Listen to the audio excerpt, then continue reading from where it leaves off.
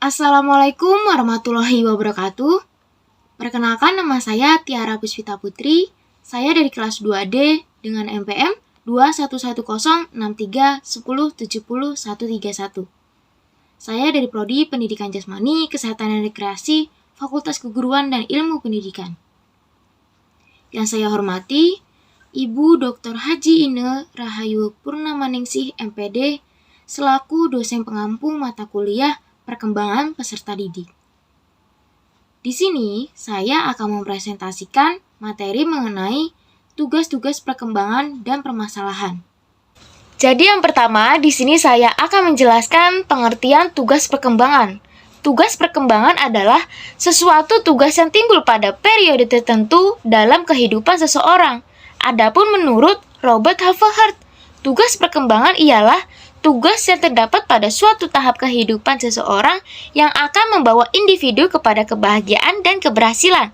Dalam tugas-tugas pengembangan berikutnya yaitu apabila tahap kehidupan tersebut dijalani dengan berhasil. Tugas-tugas perkembangan ini berkaitan dengan sikap, perilaku, atau keterampilan yang dimiliki oleh individu sesuai dengan usia atau fase perkembangannya. Harlock menyebut tugas perkembangan ini sebagai expectation. Dalam arti, setiap kelompok budaya mengharapkan anggotanya menguasai keterampilan tertentu yang penting dan memperoleh pola perilaku yang disetujui berbagai usia sepanjang rentang kehidupan. Selanjutnya, di sini saya akan menjelaskan sumber tugas-tugas perkembangan. Jadi, tugas-tugas perkembangan berasal dari 3 jenis sumber, yaitu yang pertama, tugas yang berasal dari pertumbuhan fisik. Contohnya seperti kesiapan fisik balita membuatnya mulai belajar berjalan dan berbicara. Keterampilan itu akan diperlukan untuk tahap perkembangan berikutnya, misalnya untuk bermain bersama teman-teman.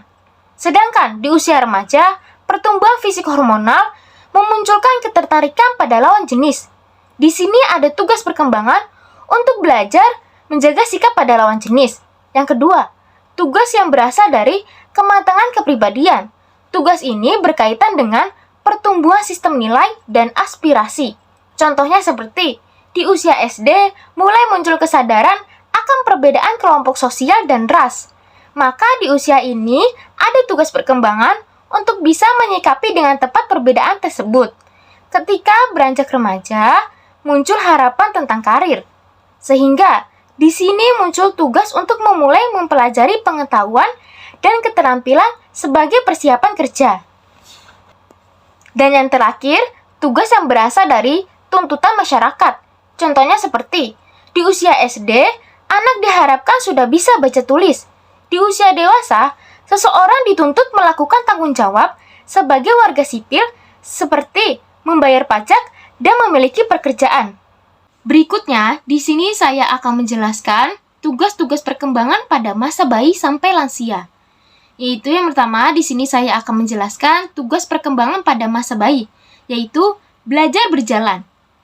Pada usia sekitar 1 tahun, tulang dan otot-otot bayi telah cukup kuat untuk melakukan gerakan berjalan.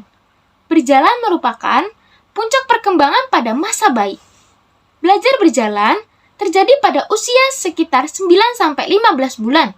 Pada usia ini, tulang kaki, otot-otot, dan syaraf telah cukup matang untuk belajar berjalan. Yang kedua, belajar memakan makanan padat. Makanan merupakan kebutuhan biologis utama pada manusia. Dengan diawali oleh kemampuan mengambil dan memakan sendiri makanan yang dibutuhkannya, bayi telah memulai usaha memenuhi sendiri kebutuhan hidupnya. Hal ini terjadi sekitar tahun kedua.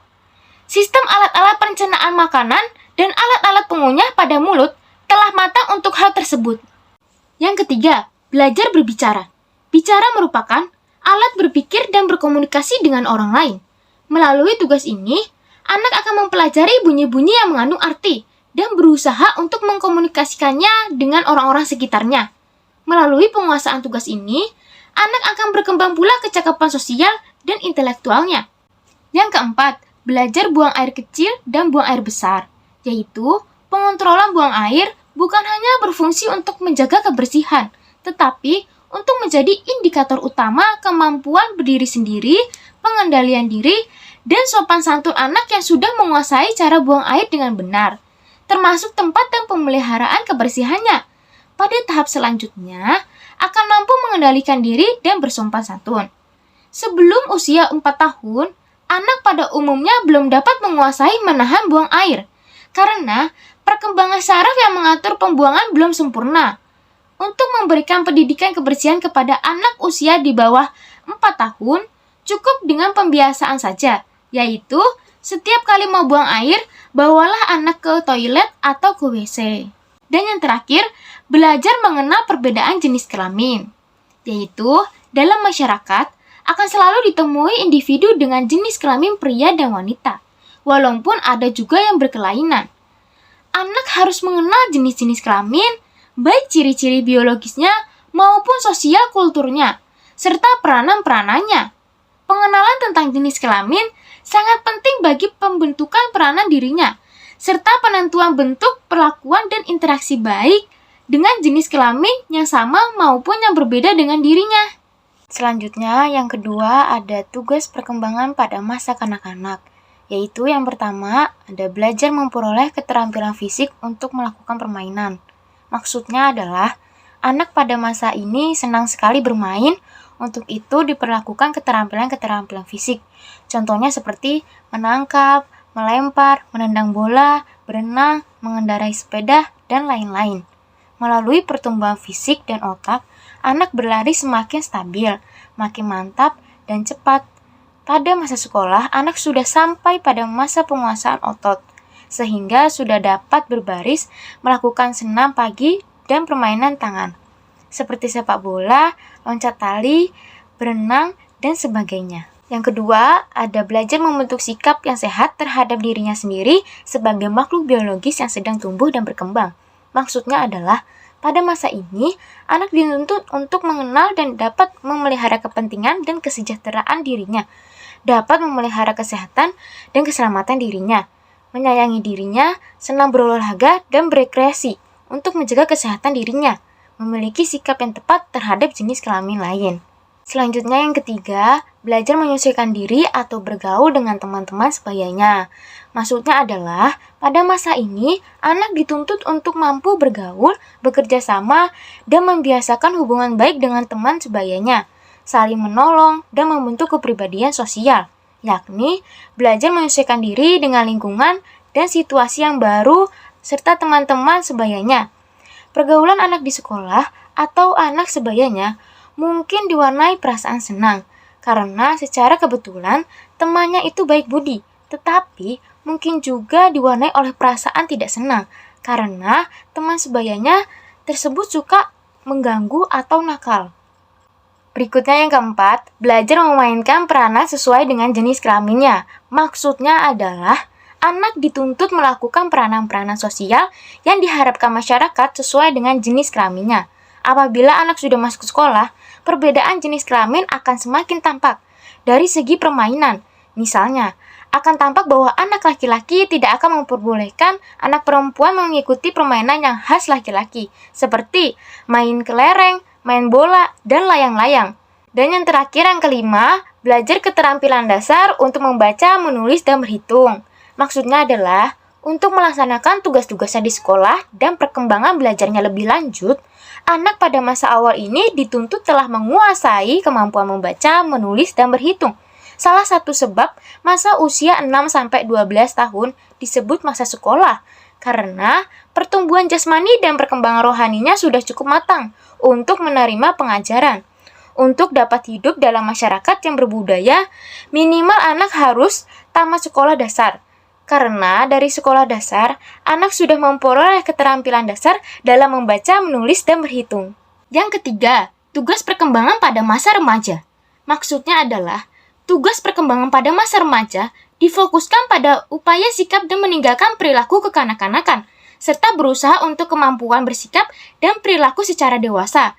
Adapun tugas perkembangan menurut Harlock, yaitu yang pertama, mampu menerima keadaan fisiknya, yang kedua, mampu membina hubungan baik dengan anggota kelompok yang berlainan jenis, yang ketiga, mencapai kemandirian emosional, yang keempat, mencapai kemandirian ekonomi, yang kelima, mampu menerima dan memahami hubungan peran seks usia dewasa, dan yang terakhir, mempersiapkan diri untuk memasuki perkawinan. Yang keempat, tugas perkembangan pada masa dewasa, yaitu yang pertama, landasan hidup religius.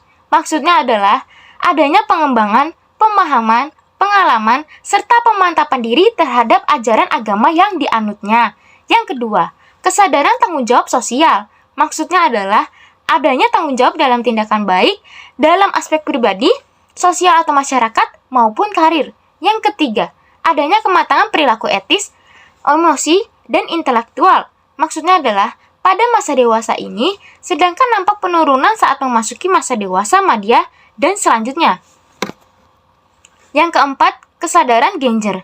Maksudnya adalah, keadilan gender adalah pandangan bahwa semua orang harus menerima perlakuan setara dan tidak didiskriminasi berdasarkan identitas gender mereka yang bersifat kodrati. Yang kelima, adanya penerimaan diri dan pengembangannya. Maksudnya adalah menyesuaikan diri dengan perubahan-perubahan yang terjadi dalam aspek fisik atau penurunan kemampuan dan fungsi serta kesehatan. Yang keenam, adanya kemantapan dalam perilaku kewirausahaan, dalam perilaku ekonomis. Dan terakhir, pencapaian kemantapan dan kemampuan serta mempertahankan prestasi yang memuaskan dalam aspek karir. Yang kelima, tugas perkembangan pada masa lansia, yaitu yang pertama, menyesuaikan diri dengan menurunnya kekuatan fisik dan kesehatan. Yang kedua, menyesuaikan diri dengan masa pensiun dan berkurangnya income atau penghasilan keluarga. Yang ketiga, membentuk hubungan dengan orang-orang yang seusianya. Yang keempat, membentuk pengaturan kehidupan fisik yang memuaskan. Dan terakhir, menyesuaikan diri dengan peran sosial secara luas. Selanjutnya, di sini saya akan menjelaskan tujuan tugas perkembangan, yaitu ada 3. Yang pertama, petunjuk untuk mengetahui apa yang diharapkan masyarakat dari individu pada usia tertentu. Yang kedua, memberi motivasi untuk melakukan apa yang diharapkan oleh kelompok sosial tertentu. Yang ketiga, karena bertahap, tugas perkembangan menunjukkan apa yang akan dihadapi dan tindakan yang diharapkan pada perkembangan berikutnya. Berikutnya, di sini saya akan menjelaskan 3 faktor-faktor yang mempengaruhi penguasaan tugas-tugas perkembangan, baik yang menghalangi maupun yang membantu penguasaan tugas-tugas perkembangan, yaitu yang pertama, faktor-faktor yang menghalangi penguasaan tugas-tugas perkembangan adalah yang pertama, tingkat perkembangan yang mundur. Yang kedua, tidak ada kesempatan untuk mempelajari tugas-tugas perkembangan atau tidak ada bimbingan untuk dapat menguasainya. Yang ketiga, tidak ada motivasi. Yang keempat, kesehatan yang buruk. Yang kelima, cacat tubuh. Dan yang terakhir, tingkat kecerdasan yang rendah. Yang kedua, faktor-faktor yang membantu penguasaan tugas-tugas perkembangan adalah yang pertama, tingkat perkembangan yang normal. Yang kedua, kesempatan-kesempatan untuk mempelajari tugas-tugas dalam perkembangan dan bimbingan untuk menguasainya. Yang ketiga, motivasi. Yang keempat, kesehatan yang baik dan tidak ada cacat tubuh. Yang kelima, tingkat kecerdasan yang tinggi. Dan yang terakhir, kreativitas. Yang ketiga, faktor-faktor yang mempengaruhi perkembangan anak adalah yang pertama, faktor herediter, warisan sejak lahir atau bawaan. Yang kedua, faktor lingkungan yang menguntungkan atau yang merugikan. Dan yang ketiga, kematangan fungsi-fungsi organis dan fungsi-fungsi psikis. Dan yang terakhir, aktivitas anak sebagai subjek bebas yang berkemauan, kemampuan seleksi, bisa menolak atau menyetujui, punya emosi, serta usaha membangun diri sendiri. Jadi kesimpulannya adalah, tugas perkembangan adalah tugas yang muncul pada periode tertentu dalam kehidupan individu yang jika berhasil akan menumbuhkan kebahagiaan, dan jika tidak, akan menimbulkan kegelisahan dan kesusahan dalam menjalani tugas perkembangan pada fase berikutnya. Sumber dari tugas-tugas perkembangan tersebut menurut Hafik Hertz adalah kematangan fisik, tuntutan masyarakat, atau budaya dan nilai-nilai dan aspirasi individu. Cukup sekian presentasi yang dapat saya sampaikan. Terima kasih, kurang lebihnya mohon maaf. Wassalamualaikum warahmatullahi wabarakatuh.